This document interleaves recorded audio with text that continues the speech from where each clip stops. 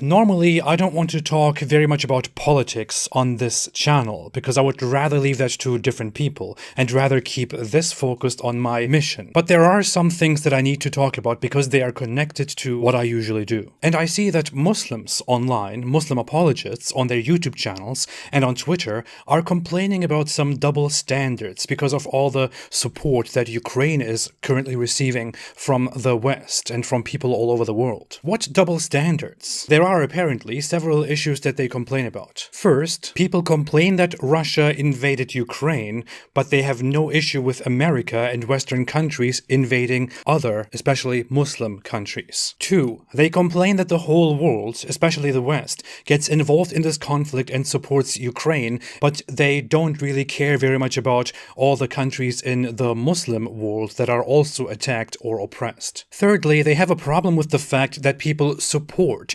Ukrainians fighting back against Russia. But when Muslims fight in self-defense, they are apparently labeled as terrorists or radicals. And fourth, the refugee crisis. People complain that Ukrainians are immediately embraced and taken in as refugees, and people are ready and willing to help them, while Muslim refugees cause a huge problem and nobody wants to help them. Now, first off, let's clarify very quickly, without going too deeply, what's going on between Russia and Ukraine. Ukraine is a sovereign country at the border of Russia. Ukrainians are culturally related to Russians. There are some regions, especially to the east of Ukraine, that are predominantly Russian, or that have very large Russian populations. Putin gave a speech before the invasion in which he made some very clear statements about how he thinks that Ukrainians are just Russians, that it is a fake country, that it's an illegitimate state, that freeing Ukraine was a mistake made by the weak and embarrassing Bolsheviks when they separated themselves from their Russian history and formed the Soviet Union, and that freeing Ukraine after the Soviet Union's fall was also a mistake. According to him, Ukraine should not exist as a separate country, it should be part of Russia. Russia is also very concerned about the NATO. Many people advertise the idea that NATO made an agreement not to expand, but such an agreement doesn't exist. The NATO expanded itself, and other countries became part of the NATO with their right to self-defense. Ukraine has been in long talks with the NATO for possible alliances and maybe a membership. The NATO having a presence in Ukraine, or eventually turning it into a member state, is something that is apparently very threatening to Russia, and apparently that justifies the invasion of Ukraine by Russia. This, together with a separatist movement in East Ukraine, in the Donbas region, led Russia to justify an attack on Ukraine and to invade Ukraine. So a war is going on, Ukraine is standing up, the president of Ukraine is defending the country, and people and nations all around the world are helping Ukraine and condemning Russia for this invasion. Now, here is why this is not hypocritical and why there are no double standards. Number one, Ukraine is not comparable to Muslim countries that were occupied by America, for example, or invaded by different forces. Ukraine is a sovereign country, which is not in a civil war. What is happening in Ukraine is not a civil war and was never a civil war. Just because there is a conflict and because a separatist movement within the country wants to become independent or become part of a different country, that doesn't mean that there is a civil war going on, which is why it is not called a civil war.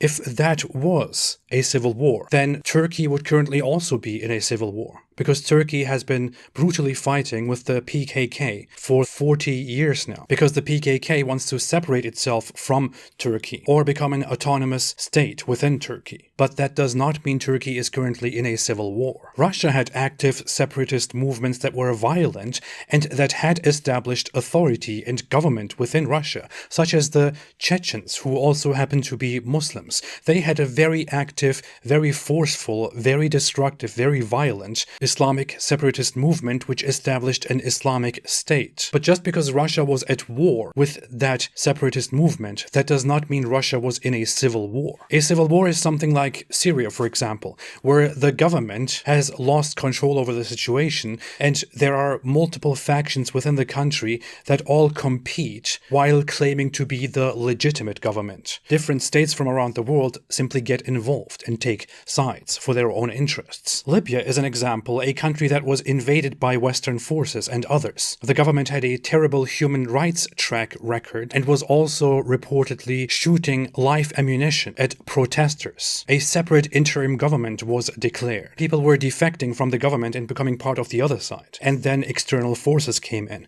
That's an intervention into a civil war. Afghanistan, when invaded by the US, was at the end of a long conflict between different parties claiming to be the legitimate government. The Taliban established itself as the government, and the Taliban, until that point, was extremely notorious and became even more notorious as a very oppressive, atrocious organization and government. The Taliban also harbored and supported Al-Qaeda and other organizations, and Al-Qaeda was responsible for terrorist attacks like 9/11, which is why America first tried to force the Taliban to come to an agreement and afterwards invaded Afghanistan. In Palestine, the situation is completely different. Let's not even go into that. A sovereign state named Palestine never existed. The Palestinian Arabs, after the fall of the Ottoman Empire and the control of the British Mandate of Palestine, had the choice to declare their own state. They did not do that because they didn't want Israel to coexist with them. So instead of declaring sovereignty, they aligned themselves with Egypt and Jordan and the Arab states and attacked Israel instead. They even officially became part of those different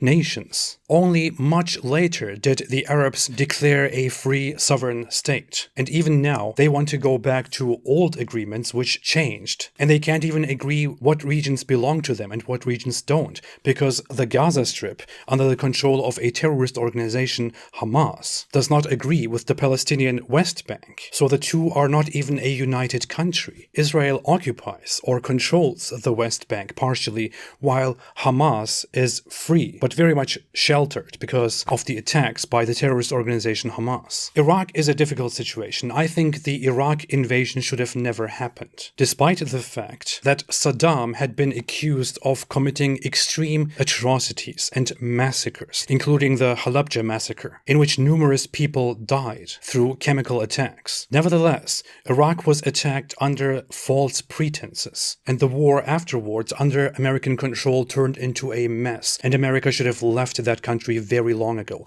I agree that the invasion of Iraq and the occupation of Iraq for such a long time was wrong. But was it comparable to Russia invading Ukraine? I have been to Iraq myself twice, and the people there don't want to become part of one and the same government. The hostilities, the fights, the disagreements keep going on. And finally, Yemen. What is there to say about Yemen? Yemen started as a civil war and is currently mainly attacked by Saudi Arabia. A huge humanitarian crisis, if you ask some. The consequences of a civil war in an underdeveloped place, if you ask others. The point is, none of these is comparable to Ukraine. Ukraine is a sovereign country in Europe, recognized by Europeans, separate from Russia. But Russia has a problem with its legitimacy and invades this country. And what we see as a result is that Ukrainians, as a people, are overwhelmingly against this and in support of Ukraine. And they fight. Consequently, the reactions to Russia invading Ukraine will not be similar to other countries being at civil war and then being invaded or intervened in. Due to these differences, it is also seen as bravery by the Ukrainians to defend themselves against this bully. I'm sorry, but if you want to go and fight for Hamas, then you are joining a terrorist movement.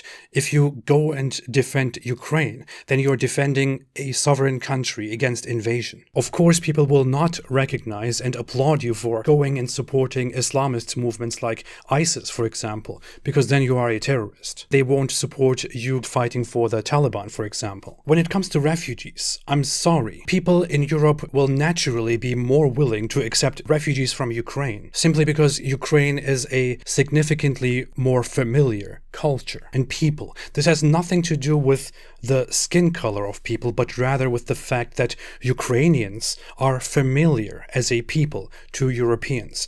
I grew up in Germany, where I was born. I knew plenty of Ukrainians who were often not very different from the average German. Statistically speaking, and from personal experience, Ukrainians are not known to be extraordinarily problematic and hard to integrate within a society. But people from different backgrounds, like North Africa or Syria, for example, do not share similar values. Their core values are different. Their cultures and traditions are foreign to the average European person, and personal experiences and statistics are not nice in comparison. And this does not mean that one side is better than the other, but due to these differences, people from Syrian or Middle Eastern or North African backgrounds, for example, are significantly less likely to integrate and to become a peaceful, regular part of the society in a country like Germany, for example. Not because Syrians are bad or because North Africans are bad, but simply because somebody who comes from Syria out of despair to a country like